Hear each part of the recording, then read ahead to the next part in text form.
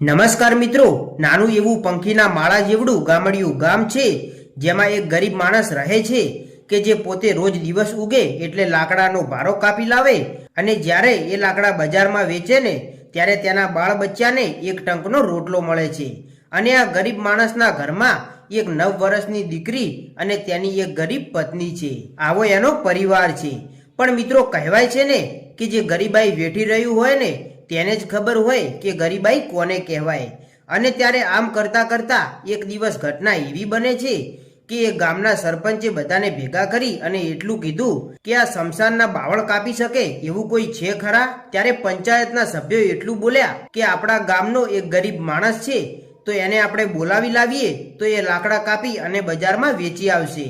પછી આ ગામના સરપંચ આટલી વાત સાંભળી અને ચાલતા ચાલતા પહોંચ્યા એક ગરીબ માણસના ઘરે અને તેને જઈને કહ્યું કે હે ભાઈ, દિવસ ઉગે એટલે રોજ એક લાકડાના ભારા માટે તું ફાફા મારે છે ને? તો સાંભળ, આપણા ગામના શમશાનમાં ઘણાય બાવળ ઊભા છે તો તેને તું કાપી નાખ અને એ બધાય બાવળના લાકડા તારા। ત્યારે સરપંચની આટલી વાત સાંભળતાની સાથે તો પેલા માણસને તો મોજના તોરા છૂટી ગયા અને મનમાં વિચાર કરવા લાગ્યો કે 15 દિવસ સુધી હું એકલો લાકડા કાપીશ અને 15 દિવસ સુધી મારા પરિવારને અનાજ મળી રહેશે।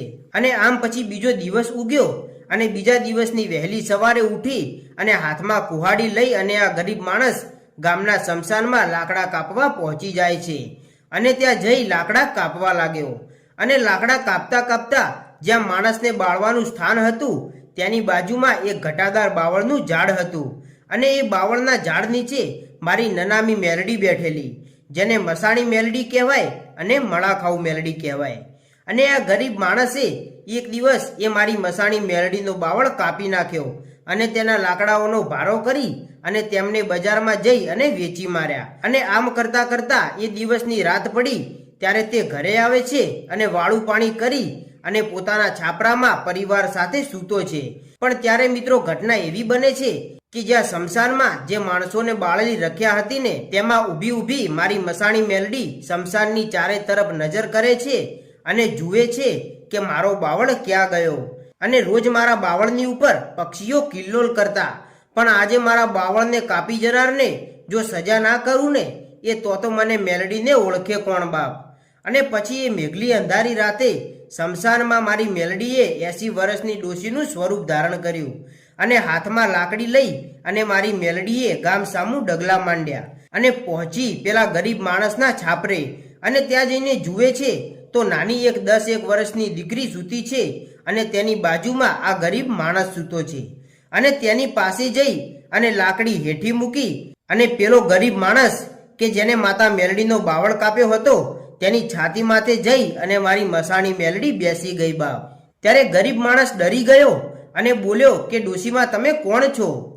અને ત્યારે લોઢાના દાંતડી કકડાટી બોલાવતી મારી મસાણી મેલડી એટલું બોલી કે હે ગાંડા, આ દુનિયામાં રાજાનું લઈ જાય, રંકનું લઈ જાય, પણ આ જગતમાં શમશાનમાં ઉભેલો મસાણી મેલડીનો બાવળ પણ તું લઈ ગયો? અરે લાય લાય, લેણાની ઉઘરાણી તો સૌ કરે, પણ જો અલેણાની ઉઘરાણી કરું ને તો એ હું મસાણી મેલડી કરું બાપ। અને ત્યારે એ ગરીબ માણસ 2 હાથ જોડી અને મારી ભગવતી મેલડીને કહેવા લાગ્યો કે હે માં, હું તો ગરીબ માણસ છું અને એક 5 રૂપિયાના આશરે માડી એ બાવળને તો મેં કાપીને વેચી માર્યો છે, પણ હે માડી, એમાંથી છૂટવાનો કોઈ ઉપાય છે ખરા? ત્યારે મારી મેલડીએ એટલું કીધું કે તો સાંભળ, મને 1.25 મણનો તાવો દઈ દે કાં તો મને તારો જીવ દઈ દે, આ બંનેમાંથી તને જે ગમે ને એ તું કરી લે। આટલું કહી માતાજી તો અંતર ધ્યાન થઈ ગયા। પણ જ્યારે બીજો દિવસ ઉગ્યો ને ત્યારે આ ગરીબ માણસ કે જે પોતાની પત્ની પાસે જઈ અને ધ્રુસકે ને ધ્રુસકે રડવા લાગ્યો। અને ત્યારે એવામાં એ 10 વર્ષની દીકરી પોતાના બાપને જોઈ અને એટલું બોલી કે હે બાપુ, તમે આમ રડી કેમ રહ્યા છો? ત્યારે તેના બાપુ એટલું બોલ્યા કે હે દીકરી બેટા, આપણા ઘરની એવી ગરીબ પરિસ્થિતિ છે અને એમાંય આખા ગામમાં કોઈ આપણને 1.25 રૂપિયો પણ વ્યાજ પેટે આપે એમ નથી અને આજે મારા હાથેથી માતા મેલડીનો બાવળ કપાઈ ગયો છે અને એ લાકડા પણ મેં બજારમાં વેચી માર્યા છે। પણ હવે એ બાવળની ઉઘરાણી કરતી એક ડોશી આવી અને રાત્રે તે મારી છાતી પર આવીને બેસી ગઈ હતી અને એ ડોશીએ મને એમ કહ્યું છે કે બાવળના બદલામાં મને 1.25 મણનો તાવો દઈ દે, નહીતર તારો જીવ દઈ દે।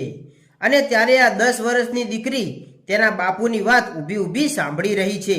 અને આમ કરતા કરતા જ્યારે સાંજ પડી અને જ્યારે રાત્રે 12 વાગ્યાનો સમય બન્યો ને ત્યારે એ દીકરી પોતાની ઝૂંપડીમાંથી કોઈને ખબર ના પડે એવી રીતે ઊભી થઈ અને ત્યાંથી ચાલવા લાગી. અને ચાલતા ચાલતા પહોંચી શમશાનમાં.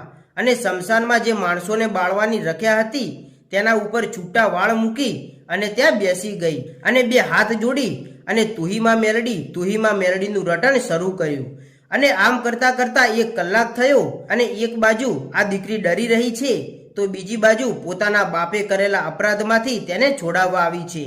અને આમ કરતા કરતા 2 વાગ્યાનો સમય બન્યો અને ત્યારે એ અંધારામાં મારી મેલડીનું રટણ કરી રહેલી એ દીકરી રડવા લાગી.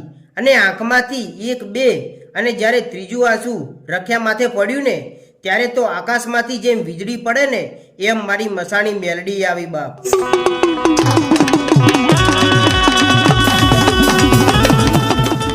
અને દીકરીની સામે આવી અને ઊભી રહી ગઈ અને એટલું બોલી કે હે બેટા, આ દુનિયામાં બાપનું દેવું તો એમના દીકરા ભરે, પણ આ દુનિયામાં પહેલીવાર એવું જોયું કે એક દીકરી પોતાના બાપનું દેવું ભરવા આવી છે. જા બેટા, આ શમશાનમાં ફરનારી હું મસાણી મેલડી તને કહું છું કે તું તારા ઘરે ચાલી જા બેટા, કારણ કે હમણાં 3 વાગશે ને એટલે 1800 ભૂતાવળ મારી મેલડીની સલામ ભરવા આવશે અને ભૂલથી એ ભૂતાવળ તને ભરખી ન જાય ને એટલે કહું છું બેટા કે જા, અહીંયાથી ચાલી જા. ત્યારે એ દીકરી એટલું બોલી કે હે માં, આ દુનિયામાં મેં સાંભળ્યું છે કે માં મેલડીના એકવાર જે બની જાય ને એને જો કમોતે મરવા દે ને તો આ દુનિયામાં મેલડીનું ભજન કરવું નકામું. પણ માડી, આજે તો 1800 ભૂતાવળ ભલે આવીને ભરખી જાય, કાં તો મારી મેલડી મારા બાપનું તારી પાસે જે લેણું છે ને એમાંથી તેને મુક્ત કરી દે, કાં તો ભલે ભૂતાવળ આજે મને મારી નાખે.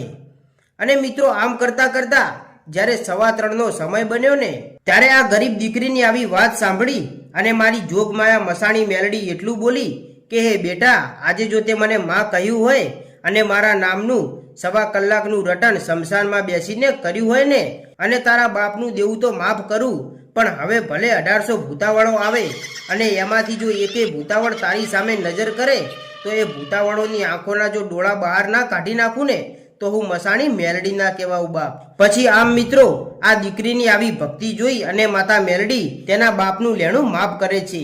તો મિત્રો, આવા વિડીયો તમને જોવા ગમતા હોય તો આજે જ આપણી ચેનલ રાજા મેલડીને સબસ્ક્રાઇબ કરો.